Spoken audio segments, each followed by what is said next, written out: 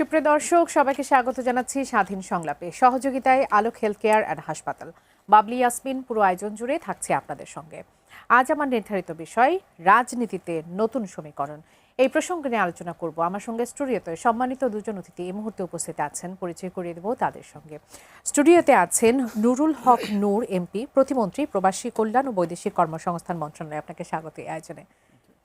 আছেন সালাউদ্দিন আইয়ুবী, সংসদ সদস্য, গাজীপুর ৪, কাপাসিয়া, বাংলাদেশ জামায়াতে ইসলামী। আপনাকে স্বাগত। আমি শুরুতে নুরুল হক নূর, আপনার কাছে একটু আসি। আপনাকে মন্ত্রী হওয়ার পর প্রথম আপনাকে আমরা আমাদের স্টুডিওতে পেয়েছি, সেই জন্য আপনাকে অভিনন্দন। সেই অনুভূতির কথা একটু জানতে চাইব। পটুয়াখালীর গলাচিপার চর বিশ্বাসের মধ্যবিত্ত পরিবারের এক সন্তান, তিনি এখন একেবারে হয়ে গেছেন মন্ত্রী পর্যায়ের একজন। এই যে যাত্রাটা, এই যে অনুভূতিটা, সেটা যদি আমাদের সাথে একটু শেয়ার করেন। আপনাদেরকেও ধন্যবাদ। আগে যখন আন্দোলন সংগ্রাম করেছি, ফ্রি সময় ছিল, তখন বিভিন্ন টেলিভিশনে কথা বলা যেত।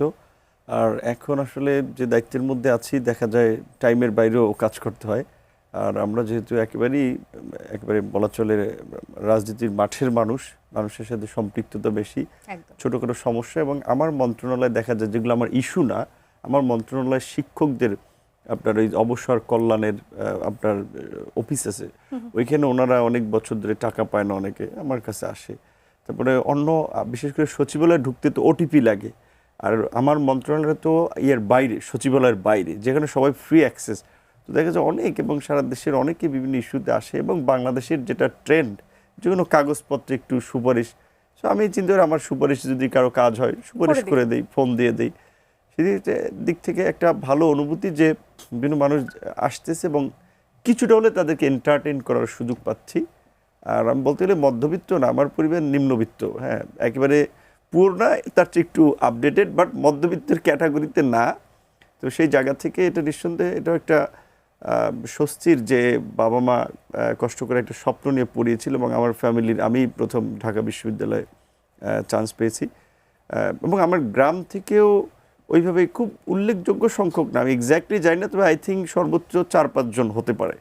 সো ওর মধ্যে একজন। এবং ঢাকা বিশ্ববিদ্যালয়ে ২৮ বছর পরে একটা ঐতিহাসিক নির্বাচন হয়েছিল, ডাকসু নির্বাচন। সেই নির্বাচনে ভিপি হয়েছি, এবং বাংলাদেশের অত্যন্ত একটি কর্তৃত্ববাদী এবং ইতিহাসের সবচেয়ে জঘন্যতম শাসন ছিল, সেই আমলে তার বিরুদ্ধে লড়াই সংগ্রাম করে ছাত্রদের মধ্যে একটা প্রতিবাদী বীজ বপন করতে পেরেছিলাম, যার ফলেই ২০১৮ সালের সেই কোটা সংস্কার আন্দোলন, নিরাপদ সড়ক আন্দোলন, এবং যার মধ্যে দিয়ে একটা প্রতিবাদী প্রজন্ম, এবং যারা ওই কোটা সংস্কার থেকেই যে রাষ্ট্র সংস্কারের আওয়াজ তুলেছিল, এবং সেটা ২৪-এর গণ অভ্যুত্থানে সেটার একটা সফল পরিসমাপ্তি ঘটিয়েছে, এবং যার ফলে আজকে রাষ্ট্র সংস্কার, রাষ্ট্রের পরিবর্তন, রাজনীতির পরিবর্তন, এটা নিয়ে আলোচনা হচ্ছে। তো সেখান থেকে এই অল্প বয়সের রাজনৈতিক সফলতার দিক থেকে ছাত্র আন্দোলনের একজন সাধারণ কর্মী বা ছাত্র নেতা থেকে ডাকসুর ভিপি, সেখান থেকে একটি রাজনৈতিক দলও গঠন করেছি, সেখান থেকে প্রথমবার মতো সংসদ সদস্য হওয়া, এবং একেবারেই জনগণের জন্য সরাসরি কাজ করার মতো একটা মন্ত্রণালয় আছি।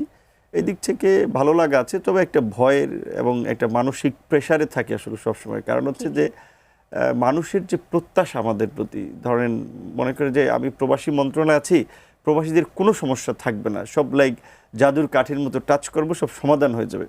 কিন্তু আমি এখানে ঢুকে দেখেছি যে এই মন্ত্রণালয়ের নাম প্রবাসী কল্যাণ বৈদেশিক কর্মসংস্থান, কিন্তু প্রবাসীদের অনেক সমস্যা কিংবা অনেক কাজ সরাসরি এই মন্ত্রণালয় ডিল করে না। যেমন ধরেন বাইরের মিশন যারা সেবা দিয়ে থাকে প্রবাসীদের, এটা কিন্তু পররাষ্ট্র মন্ত্রণালয় কন্ট্রোল, এবং তাদের বস বা রিপোর্টিং তারা ওখানে করে। কাজে আমার চেয়ে কিন্তু তাদের নিয়ন্ত্রণ বা অ্যাক্সেস বেশি। আবার বেশিরভাগ মানুষের সমস্যা হয়, বিশেষ করে এখন আমরা দেখতে পাচ্ছি পাসপোর্ট এনআইডি নিয়ে, এনআইডিটা দেখে নির্বাচন কমিশন, আবার আপনার পাসপোর্টটা দেখে স্বরাষ্ট্র মন্ত্রণালয়। না, আপনার মন্ত্রণালয়কে তাহলে সবকিছুর সাথে কানেকশন একটা মেইনটেইন করতে হচ্ছে, হ্যাঁ, আমাদের ওই কানেকশনটা মেইনটেইন করতে হচ্ছে, এবং আমাদের এখানে একটা শক্তিশালী টিম আছে, একজন ফুল মন্ত্রী, আমি প্রতিমন্ত্রী, প্রধানমন্ত্রীর মাননীয় প্রধানমন্ত্রীর উপদেষ্টা, মাননীয় প্রধানমন্ত্রী একজন বিশেষ সহকারী, তারপর সচিবটা আছেন, বয়েসেল যেটা সরকারি রিক্রুটিং এজেন্সি, সেখানে একজন এমডি, সেও পলিটিক্যাল লোক, একটা হাই লেভেলের টিম আছে। কাজ হচ্ছে আলাপ আলোচনার মধ্যে একটু দিয়ে। ছোট করে যদি একটু জানতেই চাই, যেহেতু আপনি বললেন যে আপনার মন্ত্রণালয়ের নাম হচ্ছে প্রবাসী কল্যাণ, সেখান থেকে আসলে যারা প্রবাসীরা আছে তারা মনে করে আমাদের সকল কল্যাণ আসলে আপনাদের মাধ্যমেই হবে। নতুন নতুন অনেক কিছু কাজ আপনারা হাতে নিয়েছেন, তার মধ্যে একটা হচ্ছে প্রবাসী কার্ডের কথা আপনারা বলছেন। সেই প্রবাসী কার্ড আসলে কি সার্ভিসটা দেবে প্রবাসীদের?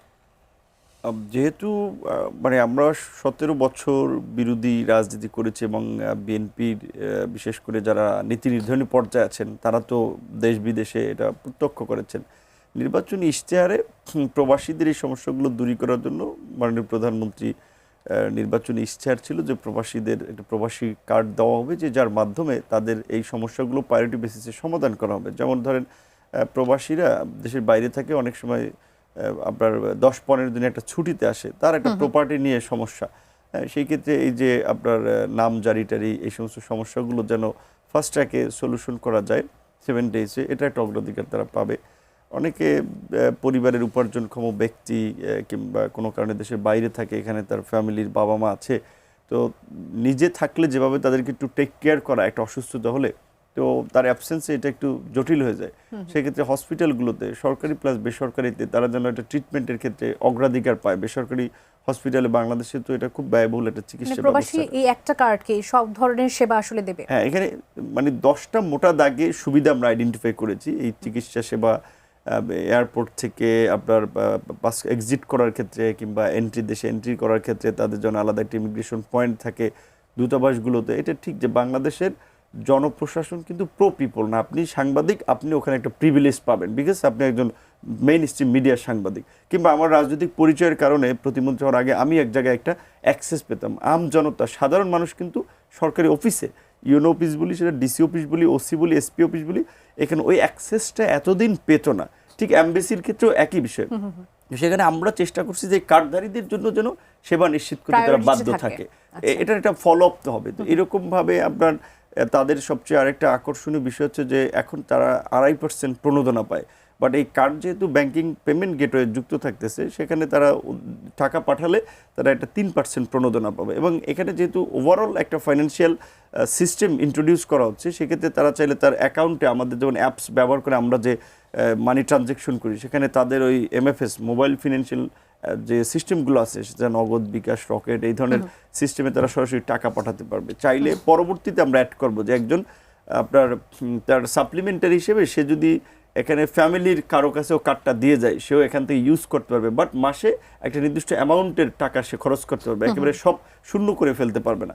এবং তারা অনেকে দেখা যায় দেশের বাইরে থাকা অবস্থায় টাকা ধরেন আত্মীয় স্বজনের কাছে জমা রাখে কিংবা একটা প্রপার্টি কিনে তার নামে কিনে না অন্যজনের নামে কিনে, এই ধরনের প্রতারণার শিকার হয়। সে তার টাকা তার কাছে থাকতেছে, সে একটা ডিপিএস রাখতে পারবে, এই ধরনের তার নিজের কাছে টাকাটা থাকতেছে এবং সেটা একটা মাসিক লভ্যাংশ সে নিয়মিত পাবে।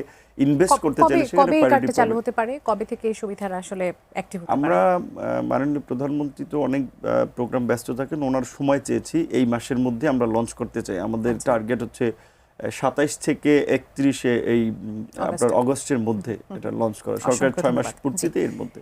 নিশ্চয়ই প্রবাসীরা এই সুযোগগুলো গ্রহণ করতে পারবে, কেননা আমাদের সমস্যা অনেক, আসলে সমাধানটা খুব কম থাকে। জনাব সালাউদ্দিন আইয়ুবী, আপনাকে স্বাগত জানাই আরো একবার। প্রথমবার এমপি, তারও একটা শুভেচ্ছা। আপনাকে অসংখ্য ধন্যবাদ এবং কৃতজ্ঞতা প্রকাশ করছি আমাদের সময় দেওয়ার জন্য। এবং আপনার অভিজ্ঞতা একটু জানতে চাই প্রথমবার। এবং গাজীপুরে সবসময় আসলে গত 17 বছর ধরে আওয়ামী লীগের আধিপত্যটাই সবাই আসলে দেখে এসেছে। জামাতের পক্ষ থেকে এর আগে কি কেউ ছিল সেখানে কাপাসিয়াতে? ধন্যবাদ আপনাকে, ধন্যবাদ নব মনোনীত প্রতিমন্ত্রী, নবনির্বাচিত এমপি। এবং আমি বলবো আন্দোলন সংগ্রাম যখন হয়েছে আমাদেরও খোঁজখবর নেওয়ার কাছে থাকার সুযোগ হয়েছে 2018 থেকে, একেবারে কাছাকাছি থেকে। তো রাজপথের সহযোগী নুরুল হক নুরু ভাইকে, আমি যে আসন থেকে নির্বাচিত হয়েছি গাজীপুর 4, এই আসনটি মূলত স্বাধীনতার পরবর্তী সময়ে এখন পর্যন্ত 54 বছরে 39 বছর ছিল হলো নৌকা মার্কার প্রার্থীরা সেখানে বিজয়ী হয়েছে। আপনার নাম শুনে থাকবেন, তাজউদ্দিন আহমেদ, বাংলাদেশের প্রথম প্রধানমন্ত্রী, সেখানে প্রথম এমপি ছিলেন তিনি, মন্ত্রী ছিলেন, প্রধানমন্ত্রী ছিলেন, পরবর্তীতে অর্থমন্ত্রী ছিলেন। তারপরে হান্নান শাহ, ব্রিগেডিয়ার আসম হান্নান শাহ, তিনি মন্ত্রী ছিলেন, তিনি একবার সেখানে নির্বাচিত হয়েছিলেন। তো এইভাবে মোটামুটি বলা যায় যে জামাত ইসলামী বা ইসলামী ঘরানার নেতৃত্ব সেখানে এবং আপনাকে হাড্ডাহাড্ডি লড়াই করে বের হয়ে আসতে হয়েছে। হ্যাঁ, সেটা তো খুবই স্বাভাবিক, যেহেতু আমাদের অতীত সেই ব্যাকগ্রাউন্ডটা ছিল না, সেই কারণে সেখান থেকে বের হতে আমি হয়েছে। এখন আপনাদের ইন্ট্রোডাকশন বা যে বিষয়গুলো নিয়ে কথা বলছিলাম, এখন একটু রাজনৈতিক ইস্যুতে চলে আসি। রাষ্ট্রপতি নির্বাচন নিয়ে একটু কথা শুরু করতে চাই। আপনাদের 11 দলের জোটের পক্ষ থেকে এলডিপির চেয়ারম্যান অলি আহমেদকে আপনারা মনোনীত করেছেন, এবং বিএনপির পক্ষ থেকে এখন পর্যন্ত যদিও পরিষ্কার না, তারপরে সবাই ধরে নিচ্ছে যে মির্জা ফখরুল ইসলাম আলমগীর এই পদের জন্য আসলে তারা হয়তো বা সিলেক্ট করে আসবে। একটু জানতে চাই যে কেন আসলে কর্নেল অলি আহমেদ কেন মনে করলেন যে তিনি হচ্ছে মির্জা ফখরুল ইসলামের এগেইনস্টের যোগ্য প্রার্থী হতে পারেন? দেখুন, বাংলাদেশে যে কয়েকটি কারণে রাজনৈতিক সংকট তৈরি হয়েছে, তোর মধ্যে আমি বলবো মানে one of the major role play করেছে হলো রাষ্ট্রপতি। যে সংকটগুলো তৈরি হয়েছে, যে কারণে তত্ত্বাবধায়ক সরকার পুরো ব্যবস্থা, বাংলাদেশের ইতিহাস থেকে বলছেন নাকি না এই বাংলা স্বাধীনতার পর থেকে, আচ্ছা স্বাধীনতার পর থেকে ধরুন বড় ধরনের আমি বলবো বাংলাদেশের রাজনীতিতে মেসাকার হয়েছে হলো গত 17 বছর, এবং এই মেসাকারের সূচনা হয়েছে হলো 28শে অক্টোবরে আওয়ামী লীগের লগি বৈঠার হামলার মাধ্যমে যে অরাজকতার সূচনা হয়। এর পরবর্তীতে 22শে জানুয়ারি যে নির্বাচন ছিল, সেই নির্বাচন বানচাল হয়, এবং ইয়াজউদ্দিন আহমেদ তিনি বলিষ্ঠ ভূমিকা না রাখতে পারার কারণে তখন জরুরি অবস্থা জারি করে পরিবেশটাকে অন্যদিকে নিয়ে যায়, এবং পরবর্তীতে 2008 সালের নির্বাচনের মধ্য দিয়ে এই গত সরকার এসেছে। সেখানে আমি বলবো বিএনপি তখন মানে রাষ্ট্রপতি হিসেবে যাকে দায়িত্ব দিয়েছিলেন তিনি ছিলেন ইয়াজউদ্দিন আহমেদ। তিনি রাষ্ট্রপতি হিসেবে যে ভূমিকা রাখার দরকার, আমার মতে, এটা আমার দলীয় বক্তব্য না, একটা রাষ্ট্রপতির মধ্যে বলিষ্ঠতা থাকা দরকার, সেটা তার কাছ থেকে আমরা দেখি না। তিনি আসলে সে বলিষ্ঠ মানুষ নয়, এটা এর আগে থেকেই তিনি পরিচিত। তিনি একেবারেই আমি বলবো মানে ইন্ট্রোভার্ট টাইপের একজন মানুষ ছিলেন। তিনি ওই যে ওনাদের মানে নিঃসন্দেহ পরিচিত মানুষ, বিশ্ববিদ্যালয়ের একজন অধ্যাপক হিসেবে সুপরিচিত ছিলেন, সজ্জন ব্যক্তি ছিলেন, কিন্তু দৃঢ়তা, একটা এরকম সংকট মোকাবেলা তার যে পরিমাণ মজবুতি থাকা দরকার, কঠিন হস্তে অন্যায়কে দমন করার যে প্রবণতা থাকা দরকার, এটা রাজপথ থেকে উঠে আসতে হয়, এটা আসলে তার মধ্যে ছিল না। এর আগে আমরা যদি দেখি, রাজপথ থেকে উঠে আসা দীর্ঘদিনের অভিজ্ঞ রাজনীতিবিদ একিউএম বদরুদ্দোজা, তাকে রাষ্ট্রপতি করা হয়েছিল। আনফর্চুনেটলি তাকে কিন্তু বিএনপিকে রাজপথ থেকে টেনে নামাতে হয়েছে। অর্থাৎ রাজনৈতিক সংকটের মানে সমাধানের জন্যে আমরা যখন মনে করি যে একজন রাজনৈতিক নেতা হইলেই আসলে তিনি উপযুক্ত হতে পারেন, তিনি যা আসলে যথাযথ হতে পারেন না, তার একটা দৃষ্টান্ত হলো একিউএম বদরুদ্দোজা। এই ক্ষেত্রে আমি বলবো সবসময় বিএনপি একজন রাষ্ট্রপতি বাছায় যেই একেবারে সাফল্য দেখানো দরকার, সেটা আসলে দেখাইতে পারেনি এখন পর্যন্ত। তাদের যে হিস্ট্রি, আপনারা মানে শহীদ প্রেসিডেন্ট মেজর জিয়াউর রহমান সময়ের যে পরবর্তীতে সাত্তার সাহেবকে রাষ্ট্রপতি করা হয়েছিল, তার হিস্ট্রি দেখেন, অলমোস্ট সেম ক্যাটাগরি দেখবেন। তারা চায় হলো একটু মানে দুর্বল টাইপের যেই মানুষগুলো সেটাকে সামনে নিয়ে আসতে, কিন্তু সেটা আসলে ভালো সুফল বয়ে আনে না। একই সাথে আবার একেবারে রাজনৈতিক ব্যক্তিকে একিউএম বদরুদ্দোজাকে নিয়ে এসে উনাকে আসলে ভালো সুফল বয়ে আনতে নিয়ে আসতে পারেনি। সেক্ষেত্রে কর্নেল অলি আহমেদ কেন আলাদা? এই জায়গাটাতে আমি বলবো, এই জায়গায় যদি আমি বলি, বাংলাদেশের স্বাধীনতা পরবর্তী সময়ে যে সকল রাজনীতিবিদরা একেবারে মাঠে থেকে ভূমিকা রেখেছেন, বাংলাদেশের পক্ষে ভূমিকা রেখেছেন, বাংলাদেশের মানুষের সাথে বারবার নির্বাচনের মাধ্যমে প্রমাণিত হয়েছেন তিনি মানুষের সাথে লেগে আছেন, সেরকম একজন নেতা হলেন কর্নেল অলি আহমেদ। আচ্ছা, এর পরবর্তীতে আমরা এই যে 24 পরবর্তী যেই বাংলাদেশ দেখছি, সেই বাংলাদেশে অলি আহমেদ চাইলে কিন্তু বিএনপির সাথে সংযুক্ত হতে পারতেন, খুব অসুবিধা হওয়ার কথা ছিল না। তিনি বিএনপির জোটের সাথে সংযুক্ত হতে পারতেন, হলে তিনি, আমার কাছে মনে হয় না তিনি অসম্মানিত হতেন, তাকে একটা সম্মানজনক অবস্থান দেওয়া হতো। রাষ্ট্রপতি না হয় অন্তর্মন্ত্রী পরিষদে তাকে ঠাঁই দেওয়ার মতো ব্যক্তি ছিলেন। সুতরাং তার ব্যক্তিগত যোগ্যতার বিবেচনা যদি আপনি করেন, বিবেচনা করতেই পারেন যে তিনি আসলে রাষ্ট্রপতি হওয়ার উপযোগী ব্যক্তি। আচ্ছা, আমার তো এখানে একটু জানার আছে যে যেহেতু আপনারা মনে করছেন যে এসব কারণে, বিভিন্ন কারণে তিনি দৃঢ় ব্যক্তিত্বের একজন অধিকারী মানুষ, সুতরাং তাহলে আপনাদের মধ্যে এই ধারণাটা কেন আসছে যে স্বাধীনভাবে যদি সকল এমপিরা ভোট দিতে পারত, তাহলে কর্নেল অলি আহমেদ বের হয়ে আসতে পারতেন? এই সংশয়টা কেন? তার মতো নিরপেক্ষ ব্যক্তি, তার মতো দৃঢ় চরিত্রের ব্যক্তি বা রাজনীতিবিদ, তাকে তাহলে তো মানে হওয়ারই কথা। সংশয়টা কেন? আজকে এই রাষ্ট্রপতি নির্বাচন সংক্রান্ত একটা মিটিং হয়েছে সংসদে, আপনি নিউজ দেখলে পাবেন। সে মিটিংয়ে স্পষ্ট চিফ হুইপ বলেছে, কেউ যদি তার দলের সিদ্ধান্তের বাইরে গিয়ে ভোট দেয় তিনি সংসদ সদস্য পদ হারাবেন। তিনি কিন্তু এটা বলেন নাই যে আইনগত কারণে তিনি সংসদ সদস্য পদে থাকতে পারবেন না, এটা বলেন না। তিনি কিন্তু আইনের প্রসঙ্গ না টেনেই দলের সিদ্ধান্ত হিসেবে সেটা ইতিমধ্যে সংসদ সদস্যদেরকে সরাসরি ইঙ্গিত দিয়ে নয়, সরাসরি তিনি সতর্ক করেছেন। অর্থাৎ তিনি আশঙ্কা করছেন যে কেউ কেউ মির্জা ফখরুলকে ভোট না দিয়ে অলি আহমেদকে ভোট দিতে পারে। একজন দর্শক আছে, আপনাদের কাছে প্রশ্ন রাখতে চাই। আমি একটু দর্শকের প্রশ্ন নিয়ে আসি। দর্শক স্বাগত জানাই, কে বলছেন, কোথা থেকে বলছেন, আপনার প্রশ্নটি করবেন। আসসালামু আলাইকুম। জি, ওয়ালাইকুম সালাম, আপনাকে শুনতে পাচ্ছি, নাম বলে প্রশ্ন করবেন। বগুড়া থেকে বলছিলাম। জি, আপনার প্রশ্ন রাখবেন। আমি মাননীয় মন্ত্রী নূর ভাইয়ের কাছে প্রশ্ন করতেছিলাম। দুটো প্রশ্ন আমার। এক নম্বর প্রশ্ন হলো যে আমাদের এলাকাতে থেকে অনেক মানুষ সৌদি আরব এবং মালয়েশিয়া এবং বিভিন্ন দেশে গেছে যায়, 5-6 লক্ষ টাকা খরচ করে দালালের খপ্পরে পড়ে যায়, 5-6 লক্ষ টাকা লাগে। বর্তমানে আপনারা 6 মাস ক্ষমতা আসার পরে এখন কত টাকা মালয়েশিয়া যাতে লাগবে, সৌদি আরবের কত টাকা লাগবে, বা কোন কোন দেশে কত টাকা লাগবে, এটা যদি আপনি পরিষ্কার করে বললে সাধারণ মানুষের জন্য উপকার হবে। আর একটি দ্বিতীয় প্রশ্নটা হলো, বর্তমানে ছাত্ররা তারা বাইরের দেশে বিদেশে লেখাপড়া করতে ইচ্ছুক বেশি হচ্ছে, কারণ তাদের কাছে আমি জিজ্ঞাসা করছি কেন বিদেশে যাবা, তারা বলতেছে যে বাংলাদেশে কলেজ বিশ্ববিদ্যালয় পরিবেশ নাই, মারামারি গন্ডগোল লেগেই আছে, লেখাপড়া তো হয় না সেরকম। এটা হওয়ার কারণ কি? এটা কি সমস্যা সমাধান? অসংখ্য ধন্যবাদ মুক্তার আলী, আপনি থাকুন আমাদের সঙ্গে। নুরুল হক নূর, আপনি একটু বলবেন। না, ভাই একটা গুরুত্বপূর্ণ কথা বলেছে, যেটা আমরা রাজনৈতিক যখন আন্দোলন সংগ্রাম করি তখন থেকে আমরা পলিসি লেভেলেও এই আলাপটা তুলে আসছিলাম, যেটা যেন ইন্ট্রোডিউস করে যে আমাদের দেশের বাইরে যারা যায় প্রবাসীরা, তারা বাংলাদেশের ব্যবস্থাটা এমন যে একটা দালাল চক্রের মাধ্যমে যেতে হয়, পদে পদে হয়রানির শিকার হতে হয়, আপনার নির্যাতিত হতে হয়, অনেক সময় সর্বস্ব হারিয়ে দেশে আবার ব্যাক আসতে হয়।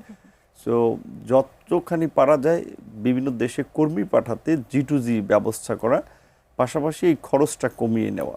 আমরা দায়িত্ব নেওয়ার পর থেকে আমরা 3টা অগ্রাধিকার ঠিক করেছি। এক নম্বর হচ্ছে যে বিভিন্ন দেশে যাওয়ার ক্ষেত্রে একটা স্ট্যান্ডার্ড খরচ বেঁধে দেওয়া, যদিও আছে মন্ত্রণালয়, 2000 সর্বশেষ বোধহয় 13 সালে একটা করা হয়েছে, বাট এগুলো মানা হয় না। তো আমরা ওটাকে স্ট্যান্ডার্ড করতে চাই যে ধরেন প্লাস মাইনাস যে আমরা একটা বেঁধে দিলাম, সেটা 19-20 হতে পারে, বাট খুব বেশি হবে না।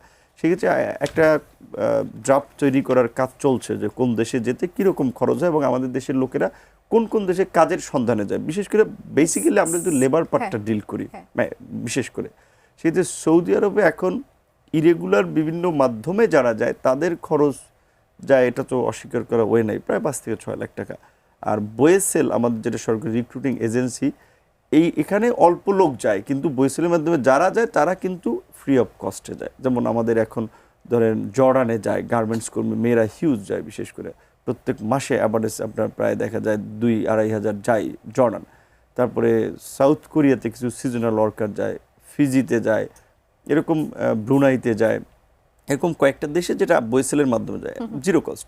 বাট অন্য যারা যায় ওরা তো বেসরকারি প্রতিষ্ঠানগুলো অনেক ক্ষেত্রে ভিসা কিনে নিয়ে আসে, কনভিন্স করে, লবিং তদবির করে, পয়সা খরচ করে, কাজেই সে ওইটা এখানে পাঠায়, তার মাথায় উঠিয়ে দেয়। তো আমরা এই জন্য বলছি, হ্যাঁ বেসরকারি প্রতিষ্ঠানগুলো লাভ করবে, সেটা সার্ভিস চার্জ নিবে। তো আমরা যদি ধরেন 1.5 থেকে 2 লাখ টাকা বেঁধে দিই, সে তার থেকে সে 20 থেকে 25 হাজার টাকা বেশি নিতে পারে, কথার কথা যদি নেয়, এর বেশি যেন না নেয়। ওইটা আমরা একটা রিক্রুটিং এজেন্সির সাথে আলাপ করে এবং আমরা খরচের বাস্তবতাটা বিবেচনা করে আগামীতে নির্ধারণ করে দেব। রিক্রুটিং এজেন্সি তো আসলে অনেক, সেটা আপনারা কিভাবে নির্ধারণ করবেন? এবং এখানে তো একটা সিন্ডিকেটও কাজ করে, এক ধরনের সিন্ডিকেট কাজ করে, সেগুলো ভাঙবেন কিভাবে? এখন এখানে দুটো বিষয় আছে। একটা, আমি এই মন্ত্রণালয়ে ঢোকার আগে আমিও জানতাম না। ইনন সেন্স যদি আপনি বলেন যে সিন্ডিকেট সব দেশের ক্ষেত্রেই সিন্ডিকেট আছে। কীরকম সিন্ডিকেট? ওই দেশগুলো হচ্ছে এই যে আমাদের প্রায় 3000 লাইসেন্স।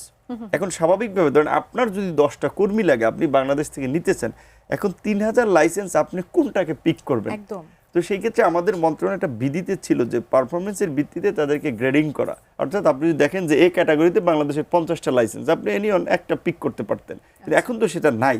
তো আমরা সেখানেও হাত দিচ্ছি, আমরা সেই কাজটা গ্রেডিংটা করতেছি। কিন্তু এখন এই যে 3000 যে হজবরলা, কিন্তু অনেক আছে নাম সর্বস্ব, অনেক আছে একেবারে প্রতারণা করে। তো সেই ক্ষেত্রে যেই সমস্ত প্রতিষ্ঠানগুলো তার আসলে নেটওয়ার্কিং এর মাধ্যমে বিভিন্ন এমবেসিতে অ্যাক্সেস তৈরি করে নিতে পারছে, ওই আপনার প্রতিষ্ঠানগুলো ওই এমবেসিতে নিবন্ধিত। যেমন ধরেন সৌদিতে 1000 খানেক লাইসেন্স নিবন্ধিত, তার লাইসেন্স 3000, সবাই কিন্তু সৌদিতে পাঠাতে পারছে না। তাহলে যদি আপনি বলেন যে 1000-এর সিন্ডিকেট, তাহলে ওইটা 1000-এর সিন্ডিকেট। আবার কুয়েতের ক্ষেত্রে ধরেন ওখানে আপনার এরকম আছে, ধরেন 150 রিক্রুটিং এজেন্সি কাজ করতে পারতেছে, তাহলে ওইটা কিন্তু ওরা যাদেরকে চেনা জানার মাধ্যমে ওরা যাদেরকে পারমিশন দিচ্ছে তারা ওই দেশের লোক পাঠাতে পারে। ঠিক এরকমের অনেক দেশই আছে। মালয়েশিয়া আমরা দেখে আসছি অনেক বছর ধরে খুব আলোচিত।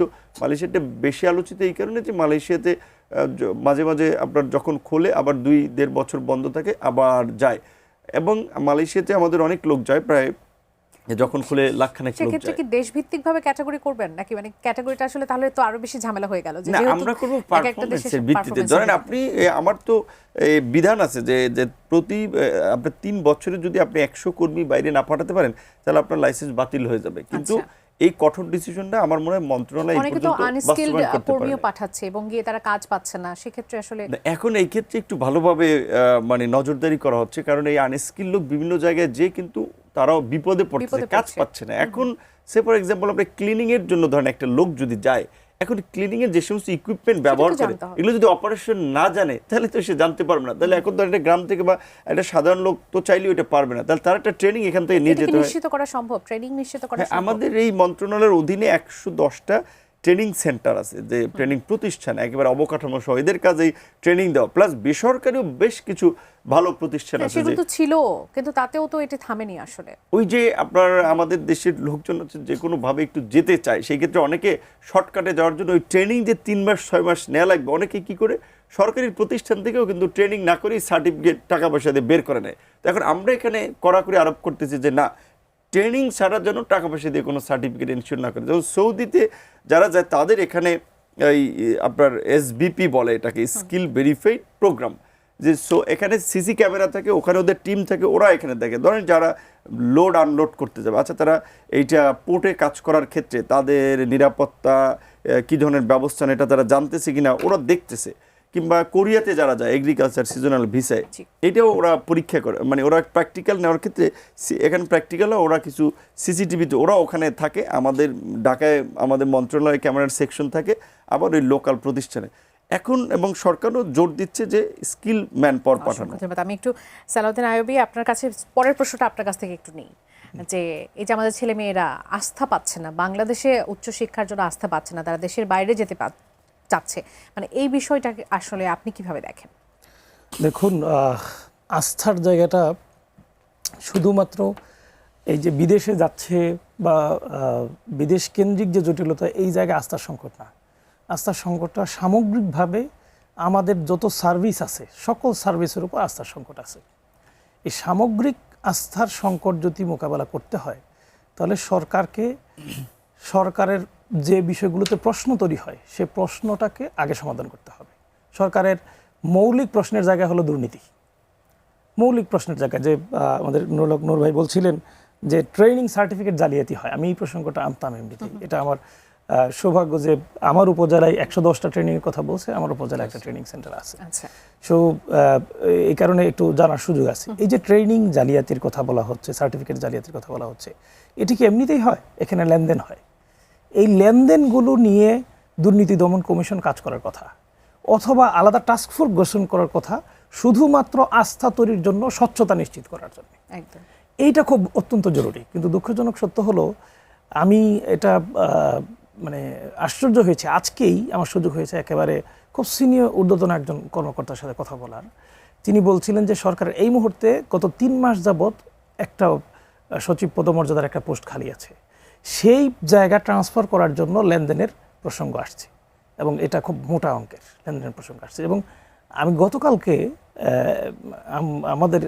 আমার উপজেলার একজন অফিসারের ব্যাপারে কথা বলছিলাম, তখন সংশ্লিষ্ট ব্যক্তি আমাকে মানে খুব হন্তদম্ব হয়ে দেখা করে বললেন যে স্যার আমার পেটে লাথি দিবেন না। বললাম কেন?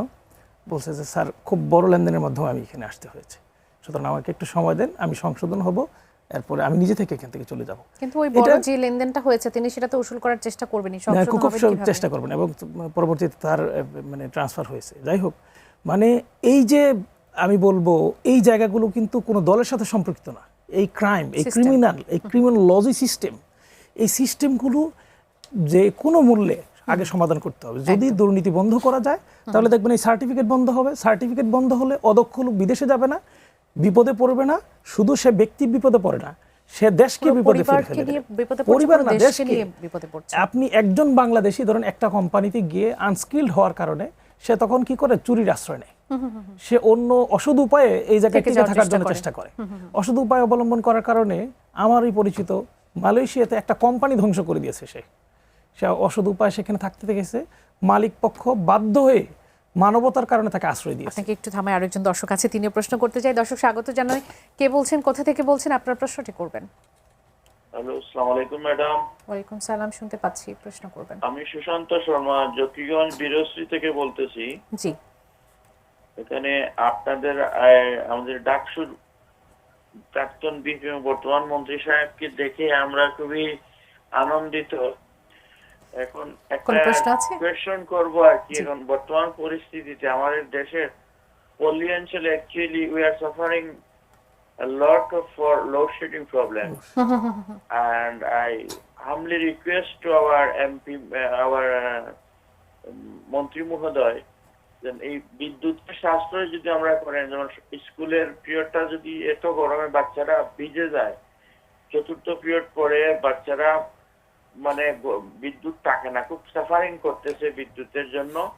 আর যদি এটা এভাবে করা যায়, যেমন বিদ্যুৎ সাশ্রয় করা যায়, অফিস আওয়ার 1 ঘন্টা কম, স্কুলের আওয়ার 1 ঘন্টা করে, রাতে যেমন মার্কেটিং গুলা যদি আমরা 2-3 ঘন্টা বন্ধ করে দিই, তাহলে এখন পল্লী অঞ্চলে কিন্তু ধানের চাষ খুবই বাম্পার ফলন হচ্ছে। আর যারা এই আমাদের লেবার আছে কাজ করে মাঠে, রাতের বেলা ঘুমাতে যায়, 10টার পরে যদি একটু বিদ্যুৎটা থাকে আর কি, ভোর 6টা পর্যন্ত বিদ্যুতের মানুষ ঘুমাতে পারে। জি, সুশান্ত শর্মা, আপনার প্রশ্নটি আমরা বুঝতে পেরেছি, অসংখ্য ধন্যবাদ। জনাব নুরুল হক নূর, আপনি যদি এই প্রশ্নের উত্তর দেন। এখানে অস্বীকার করার ওয়ে নাই যে আসলে এই বর্তমান সরকার কিন্তু উত্তরাধিকার সূত্রেই অনেক কিছু পেয়েছে, জ্বালানির একটা সংকট পেয়েছে এবং মানে একেবারে সরকার শুরুতেই একটা যুদ্ধ পরিস্থিতির মধ্যে সরকার পড়লো, বিশেষ করে মধ্যপ্রাচ্যে ইরান ইসরায়েল যুদ্ধের ফলে। আর ইরান ইসরায়েল যুদ্ধের ফলে কিন্তু গোটা দুনিয়ায় কিন্তু জ্বালানির দাম বেড়েছে এবং অনেক দেশেই, ইভেন আমেরিকার মতো দেশেও কিন্তু দ্রব্যমূল্যের দাম বেড়েছে। জ্বালানির স্বাভাবিকভাবে যেহেতু জ্বালানির সাথে সব কিছু রিলেটেড, অনেক জায়গায় মূল্যস্ফীতি তৈরি হয়েছে।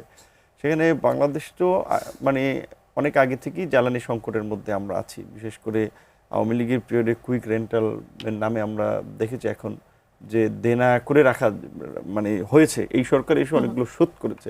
এবং সবচেয়ে আশঙ্কা ছিল যে এই আমাদের যেহেতু জ্বালানির আসলে এই সোর্সের জায়গাটা সীমিত ছিল, বিশেষ করে মিডল ইস্ট একমাত্র, এই যুদ্ধের ফলে তো জাহাজ হরমুজ দিয়ে চলাচল করতে পারেনি। তো তার মধ্যেও সরকার যেভাবে মানে ডিল করতে পেরেছে, এটা সরকারকে ধন্যবাদ দিতে হবে। এটা সংকটটা আসলে সোর্সের নাকি আমাদের ক্রয় ক্ষমতার? এখন দুই ধরনেরই বিষয় আছে। প্রথম হচ্ছে যে আমাদের সরবরাহের ঘাটতি আছে, বিশেষ করে এই সরকার যেমন শুরুর দিকে যখন ক্ষমতা নিল তখন কিন্তু এরকমের আবার ছিল না। তো এই যুদ্ধের ফলে এখন তো সরবরাহে একটা বড় ধরনের বিঘ্ন ঘটছে। এবং ধরেন আপনার এখানে মিডল ইস্টের সমস্ত দেশগুলোতে অবকাঠামো তো ধ্বংস করা হয়েছে, এই সমস্ত অবকাঠামো রিবিল করতেও তো তাদের সময় লাগবে। তারপরে আমাদের জাহাজ তো অনেকদিন চলাচল করলো না।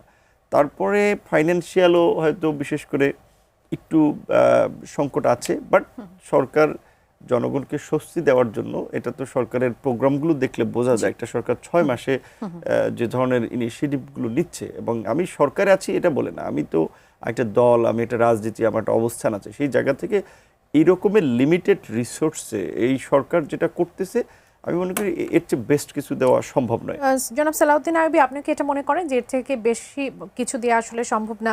এটাকে পর্যাপ্ত মনে করছেন কিনা? এখন যে দুর্ভোগের মধ্যে আসলে মানুষ পড়ছে, একজন আমাদের দর্শক তিনি বিস্তারিতই জানাচ্ছিলেন কতটা দুর্ভোগ, স্কুল থেকে শুরু করে বাচ্চাদের থেকে শুরু করে পরিবার ফ্যামিলি থেকে শুরু করে শিল্প কারখানা থেকে শুরু করে সব কিছুতে এক ধরনের ভয়ঙ্কর রকম ঘাটতি শুরু হয়ে গেছে বিদ্যুতের। আমার বাড়ি হলো গাজীপুরের কাপাসিয়া। আমি গত 2 দিন রাতেরবেলা কাপাসিয়াতে ছিলাম। আমি রাত 12টার আগে রুমে যাওয়ার সুযোগ হয়নি, 2 রাতেই আর কি, আবার 12টা বেজে গেছে। 12টার সময় গিয়ে দেখেছি বিদ্যুৎ নাই, ঘুম থেকে যখন উঠেছি তখন দেখেছি বিদ্যুৎ নাই। এটা একেবারে মানে বাস্তবতা। এই যে বিদ্যুৎ সংকট, এই সংকটের কারণে আপনার কাছে তথ্য থাকতে পারে, ডিবিএল নামক একটা গ্রুপ আছে গাজীপুরে, বড় বড় ফ্যাক্টরির মানে মূল অফিসগুলো গাজীপুরে, বড় ফ্যাক্টরিগুলো গাজীপুরে। ডিবিএল গ্রুপ তাদের সকল প্রতিষ্ঠান ইতিমধ্যে বন্ধ ঘোষণা করেছে।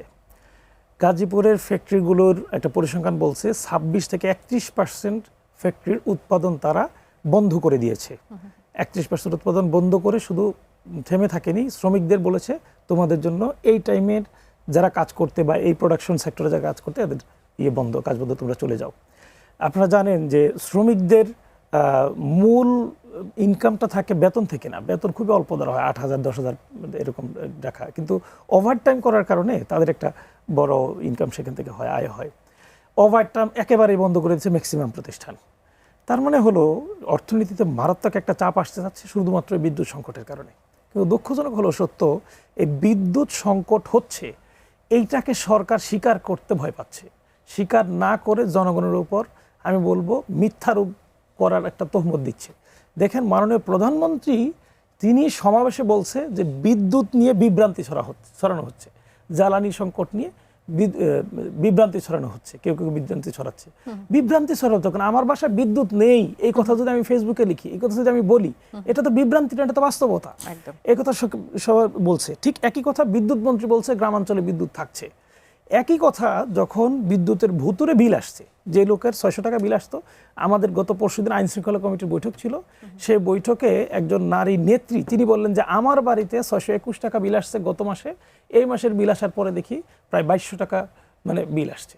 তার মানে 3 গুণেরও বেশি বিল আসছে। এই 3 গুণের বেশি বিল আসছে, অর্থাৎ ভুতুরে বিল বলে একটা মানে সোশ্যাল মিডিয়াতে টার্ম ইউজ করছে। এই যে বিলের কথা বলা হয়েছে, এটা যখন বলা হলো, বিদ্যুৎ মন্ত্রণালয় থেকে একটা প্রেস রিলিজ দেওয়া হলো যে কেউ যদি ভুতুরে বিল সহ কোনো অপপ্রচার চালানো হয় তাদের বিরুদ্ধে ব্যবস্থা নেওয়া হবে, অর্থাৎ জনগণকে হুমকি দেওয়া হচ্ছে। এই যে বিদ্যুৎ মন্ত্রণালয় থেকে হুমকি দেওয়া হচ্ছে, অর্থাৎ অস্বীকার করা হচ্ছে, প্রধানমন্ত্রী বলছে বিভ্রান্তি ছড়াচ্ছে, অস্বীকার করছে, বিদ্যুৎ মন্ত্রী বলছে অস্বীকার করছে, এইটা বিদ্যুৎ না থাকার চেয়ে বেশি কষ্ট দিচ্ছে জনগণকে। অর্থাৎ জনগণ থেকে সরকার জনবিচ্ছিন্ন হয়ে যাচ্ছে, এটার একটা প্রমাণ একেবারে স্পষ্ট বোঝা যাচ্ছে। দেখুন আমার দাদারা কিন্তু বিদ্যুৎ নামক শব্দটাই শুনে নেই, আমার মানে দাদার বাবারা বিদ্যুতের কোনো শব্দও শুনে নেই কোনোদিন, তারা জীবন কেটেছে।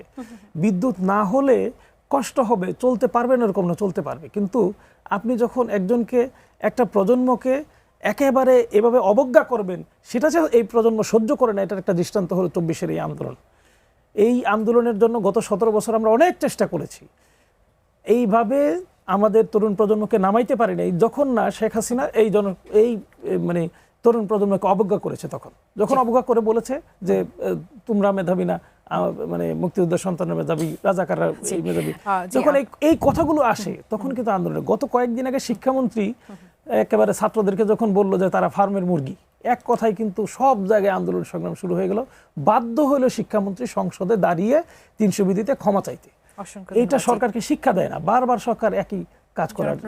আপনার কাছে অনেকগুলো প্রশ্ন আছে, আমি রাষ্ট্রপতি প্রসঙ্গেই আবার একটু জানতে চাইবো, কেননা জনাব সালাউদ্দিন আইয়ুবী তিনি বলছিলেন যে এই জন্য বিধিটা কি এরকম করা হলো কিনা যে জনাব কর্নেল অলি আহমেদের যে জনপ্রিয়তা বা তার ভোট পাবার বাস্তবতা বা সক্ষমতা বেশি বলেই এমপিরা স্বাধীনভাবে ভোট দিতে পারবে না, এরকম একটা আইন বিএনপি তৈরি করলো, বিষয়টা কি এরকম? না, এটা তো সংবিধানে বলা আছে, সংবিধান তো আর এখনকার না, এটা 72-এর সংবিধানই বলা আছে। আপনার 70 নম্বর অনুচ্ছেদ অনুযায়ী সংসদ সদস্যরা নিজ দলের বাইরে ভোট দিতে পারে না বা অবস্থান নিতে পারে না। 72 সংবিধানের অনেক কিছুই তো আসলে আপনারা রাখতে চান না, এটা তাহলে কেন? মানে যেটা বিরোধী পক্ষের দাবি যে জুলাই সনদের কথা বিএনপি বারবার বললেও যে সবকিছু মানা হবে, কেন রাষ্ট্রপতি নির্বাচনের ক্ষেত্রে সেটি মানছে না?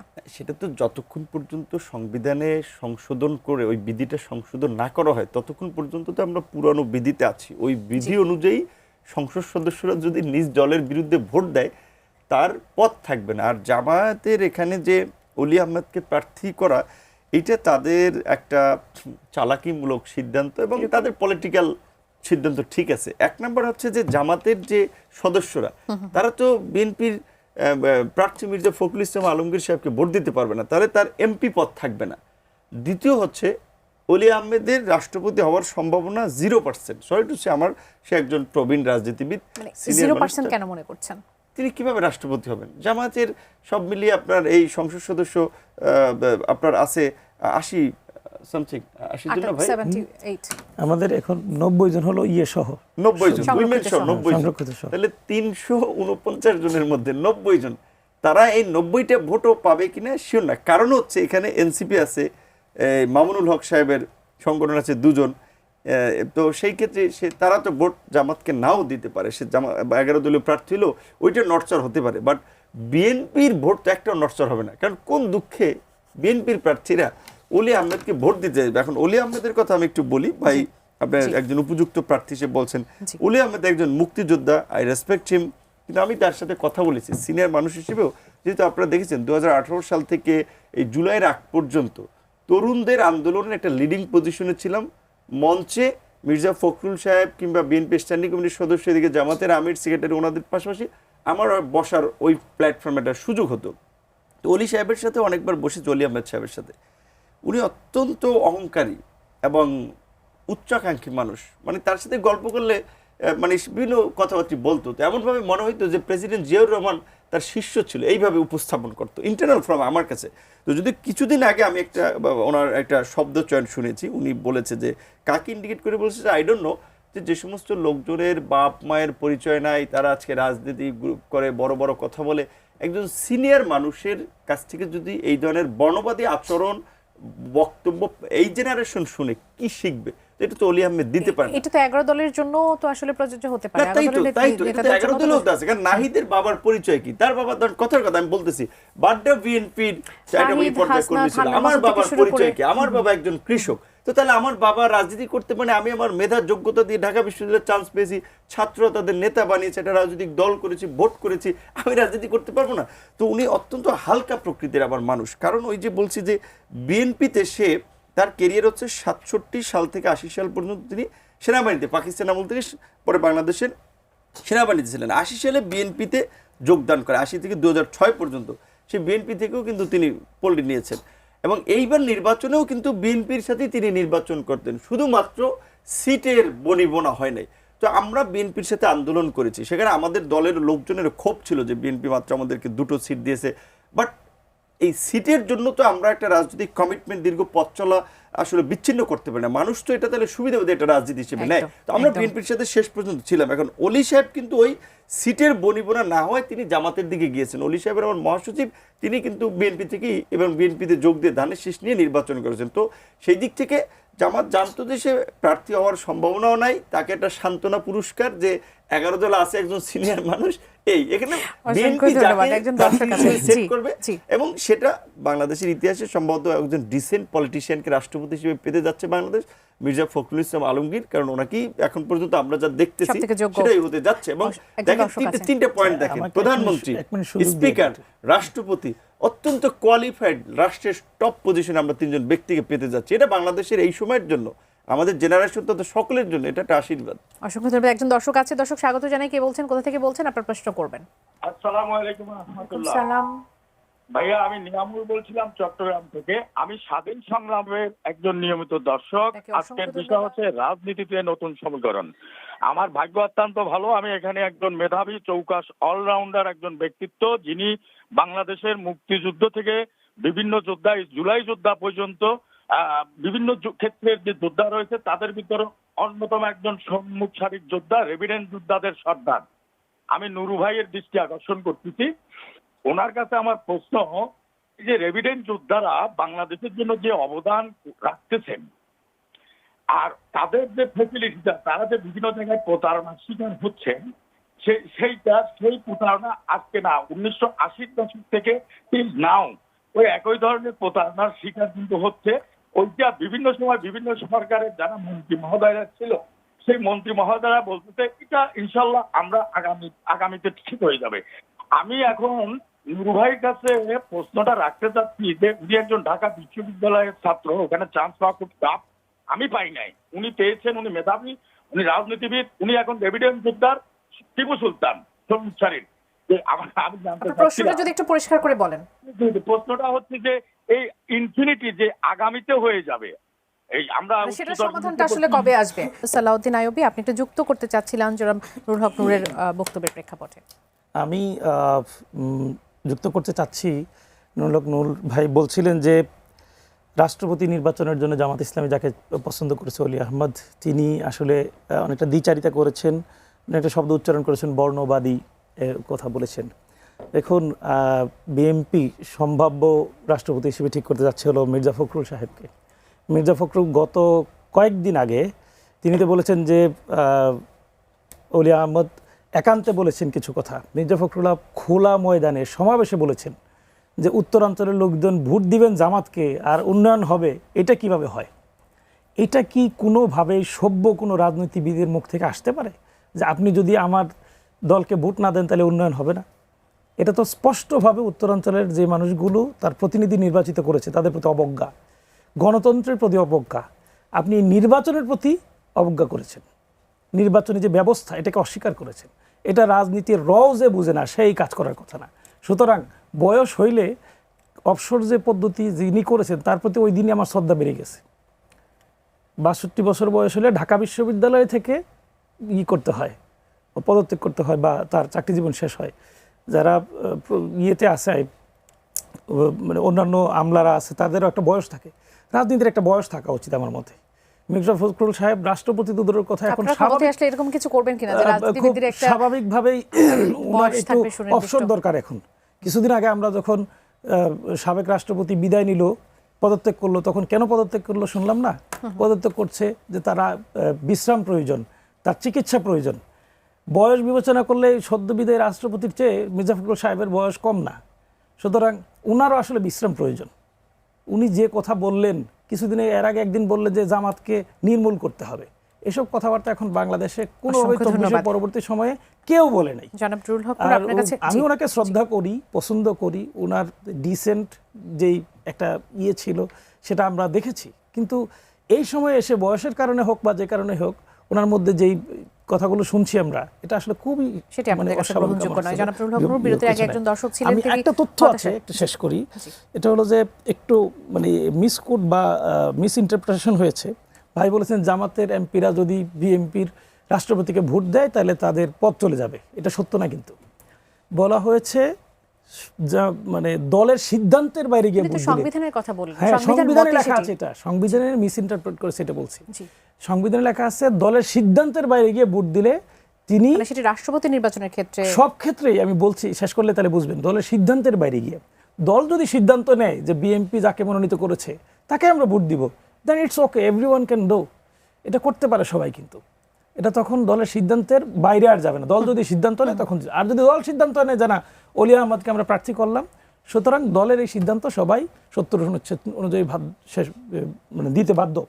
সর্বশেষ কথা হলো, জুলাই সনদ অক্ষর অক্ষরে বাস্তবায়ন করবে বিএনপি বলছে। একটা একটা করে অক্ষর অক্ষরে এটা অমান্য করছে বিএনপি। অসংখ্য ধন্যবাদ। একেবারে সময় কম, আপনার কাছে অনেকগুলো প্রশ্ন ছিল, সেগুলো নিয়ে আসতে পারছি না। একটা মন্তব্য করেছিলেন একটা আয়োজনে যে মন্ত্রীদের বেতন হওয়া উচিত আসলে ১০ লাখ টাকা, এমপিদের হওয়া উচিত ৫ লাখ টাকা। এইটার ব্যাখ্যাটা আসলে কি? মানে আপনার কি মনে হয় যে এই বেতন হলে তারা আসলে কোনো দুর্নীতিতে জড়াবে না? আমি ব্যক্তিগত যেটা ফিল করি, এটা আমি এখন না, অনেক আগে থেকে বলে আসছি যে শিক্ষকদের আলাদা বেতন স্কেল করা দরকার। সরকারি চাকরির পে স্কেল পরিবর্তন করে বেতন কাঠামো বাড়ানো দরকার, যেন সরকারি অফিসাররা দুর্নীতি না করে। সরকারি অফিসার, আমলা এবং রাজনীতিবিদরা যদি দুর্নীতি না করে, এই দেশে দুর্নীতি বন্ধ হয়ে যাবে, সুশাসন নিশ্চিত হবে। বাট এইখানে আজকে একজন এমপি নির্বাচন করতে আপনি জানেন কয় টাকা খরচ যায়? মিনিমাম ৫ থেকে ৭ কোটি টাকা। এখন আমি কত খরচ করেছি সেটা ভিন্ন প্রেক্ষাপট, কিন্তু আমি বলেছি যে অন অ্যান অ্যাভারেজ বাংলাদেশে ৫ থেকে ৭ কোটি টাকার নিচে কেউ এমপি, তাহলে ৫ থেকে ৭ কোটি টাকা সে এই ৫ বছরে তার বেতন পায় কয় টাকা আপনি হিসাব করে দেখেন।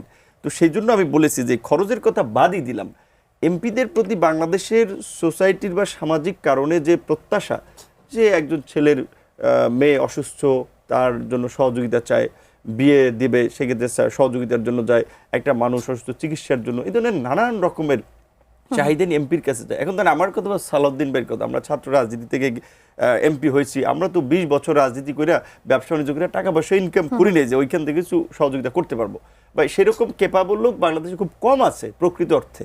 সেই ক্ষেত্রে যারা জনপ্রতিনিধি হয়, জনগণের এই নিডটা ফুলফিল করার জন্য তাদের একটা ফান্ড থাকা দরকার। যেহেতু আলাদা ফান্ড নাই, সেজন্য আমি বলেছি অন্তত তাদের যদি বেতন বাড়ান, সেক্ষেত্রে তাদের অন্তত ওখান থেকে তারা কিছু খরচ করতে পারে। কিন্তু এটা যেভাবে না বুঝে মানুষ বিভ্রান্ত মানে ভুল ব্যাখ্যা করছে, এটা আসলে আমাদের বুঝের অভাব। অসংখ্য ধন্যবাদ। আমি ছোট করে একটু জানতে চাইবো যে টরন্টো থেকে ঢাকাগামী বিমানের রোমের যে যান্ত্রিক ত্রুটিটা হলো, সেখানে 259 যাত্রী 40 ঘন্টা আটকে থাকলো এবং বাংলাদেশিরা যাত্রী তেলের প্রবেশের অনুমতি তারা পায়নি এবং তাদের যে ধরনের মানে সুযোগ সুবিধা পাওয়া দরকার ছিল তারা কোনোটাই সেখানে পায়নি।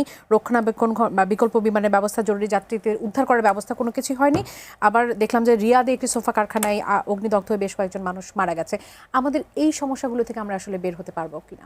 ওই আগের প্রশ্নের উত্তরের সাথে এটা একটু রিলেটেড, যে বলেছে যে প্রতারণার শিকার হয় বিদেশ যেতে গিয়ে। তো আমি একটু ভাইয়ের উদ্দেশ্যে বলবো যে আমরা ইতিমধ্যেই আমাদের যে ম্যাজিস্ট্রেসি পাওয়ার আছে মন্ত্রণালয়, সেটা ইউজ করে বেশ কিছু প্রতারণা বন্ধ করার জন্য কাজ করেছি, অনেকের বিরুদ্ধে ব্যবস্থা নিয়েছি। রাশিয়াতে 3টে এজেন্সি কাজের কথা বলে লোকজনকে যুদ্ধে পাঠাইছে, রাশিয়ান ভাষায় ট্রান্সলেট করা স্বাক্ষর টাক্ষর করিয়ে তাদের কিন্তু মামলা দিয়েছি, তাদের লাইসেন্স ব্যবসা বন্ধ করেছি। রাশিয়া যাওয়া এখন খুবই সচেতনভাবে যাচাই বাছাই করা হচ্ছে। একইভাবে সার্বিয়া বা ইউরোপের কথা বলে আপনার লাখ লাখ টাকা হাতিয়ে নিচ্ছে।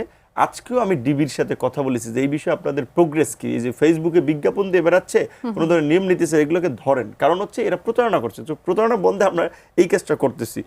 সৌদি আরবের যে কয়েকজন মারা গেছে, এটা অত্যন্ত একটা অনাকাঙ্ক্ষিত ঘটনা, এতে তো আমাদের হাত নাই, অগ্নিকাণ্ড। আমরা চেষ্টা করছি আমাদের জায়গা থেকে তাদের পরিবারের পাশে থাকা, সাপোর্ট করা। আরেকটা কথা আমি মির্জা ফখরুল ইসলাম আলমগীরের বিষয়ে একটু বলতে চাই। আমার এই এখনকার সময়ে মির্জা ফখরুল ইসলাম আলমগীর আমার অত্যন্ত পছন্দের একজন রাজনীতিবিদ মানুষ, সেটা আমি একাধিকবার টেলিভিশন প্রোগ্রামে বলেছি।